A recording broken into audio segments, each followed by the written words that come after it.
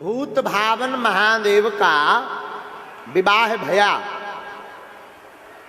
तो हर गिरजा कर भयऊ विवाहू सकल भुवन भरी रहा उछाऊ।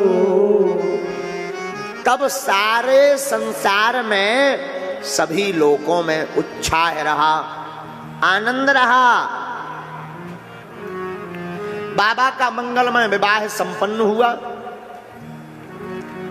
मां पार्वती जी के साथ में भोले बाबा वापस आए।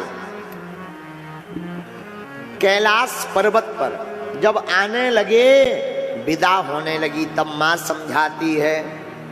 पार्वती की मां का नाम है मैना। हे बिटिया,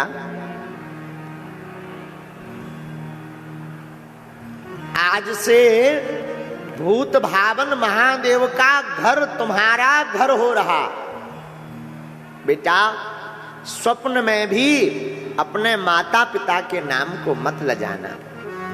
देखो, पुत्र तो एक ही घर के उद्धारक होते हैं, बेटियां दो कुलों की उद्धारक होती हैं। पिता के भवन को और पति के भवन को। बुरा मत मानना, बात बोलनी नहीं चाहिए, पर बोलने बिना रहे नहीं जा रहा है। आधे से ज्यादा घर जब बेटी का मायके के अनुसार चले तो उस घर में स्वभावतः ही कलेश हो जाता है पति के जीवन में। हाँ, ये बहुत हमारी प्रैक्टिकली मतलब बहुत अनुभव वाली बात है।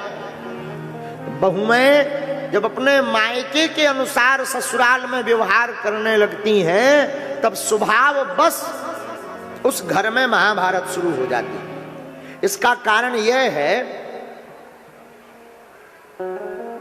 कि यहाँ का रीति रिवाज और स्वभाव अलग है, ससुराल पक्ष का अलग है। अब दोनों एकदम एक नहीं हो सकते, हो सकते पर एकदम नहीं।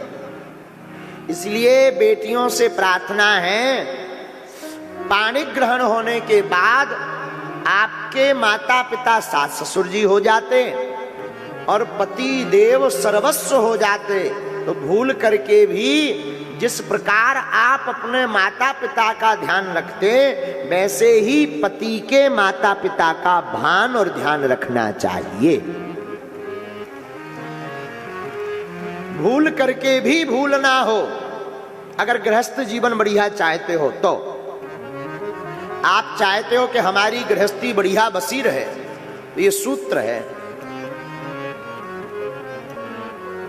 मां पार्वती भूत भावन महादेव के साथ आई। खूब भूत भावन महादेव कैलाश पर्वत पर मां पार्वती जी को कथा सुनाते हैं। निज करिडास नांगरी पूछारा, निज करिडास नांगरी पूछारा, निज करिडास नांगरी पूछारा। बैठे सहजहि शंभु कृपा,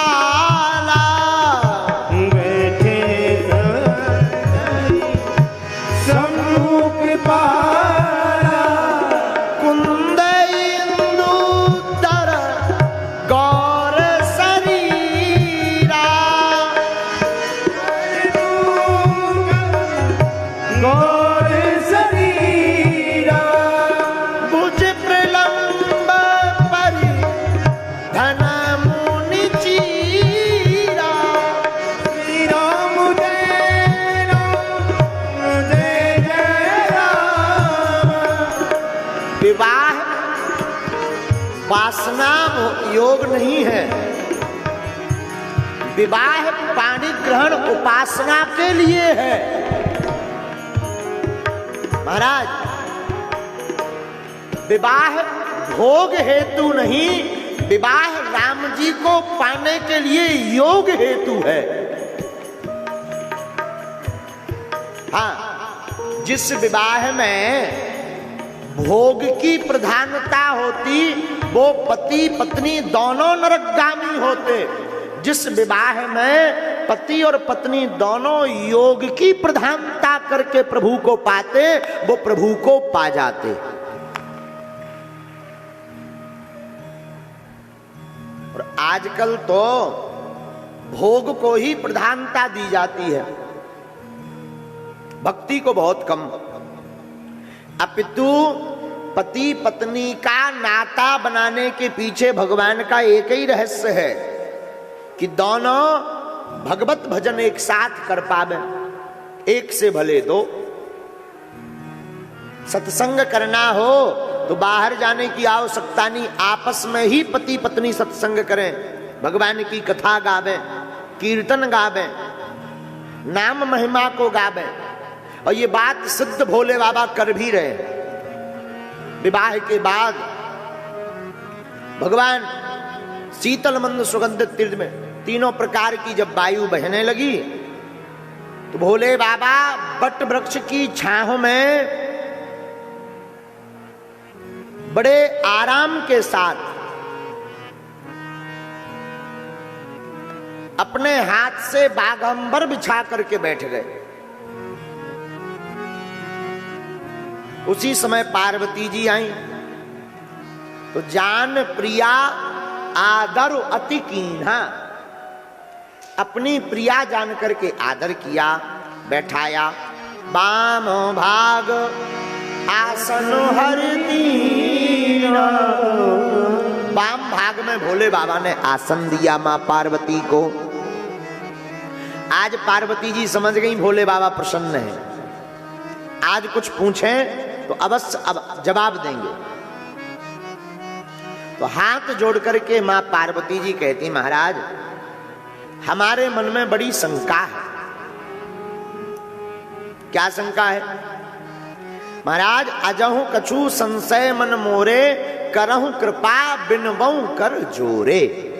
हमारी विनती सुनो, हमारे मन में बड़ा संदेह है कि जिन राम जी के कारण जिन्हें हम पहचान नहीं पाए, शरीर त्यागना पड़ा, जो वो राम हैं वो अलग हैं, या जिनका आप भजन करते वही राम हमको सती अवतार में मिले थे?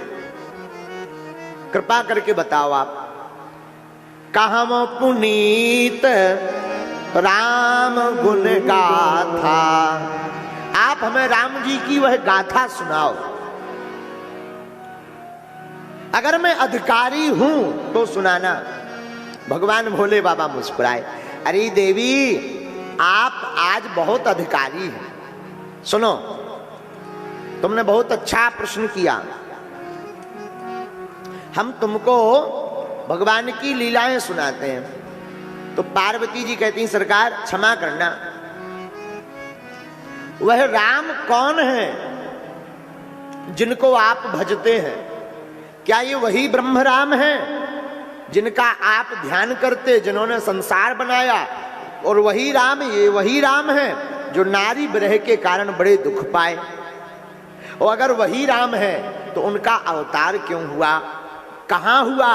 सब बाल चरित्र आप जो है विस्तार पूर्वक बताओ। और भगवान का अवतार क्यों होता है, क्या कारण है कि प्रभु को अवतार लेना पड़ा? तो आप कृपा करके हमको बढ़िया सुनाइए। भोले बाबा बड़े मुस्कुराए, देवी जी बड़ा प्यारा प्रश्न किया है आपने। तब भोले बाबा राम कथा की महिमा गा करके कहते, राम जन्म के हेतु अनेका,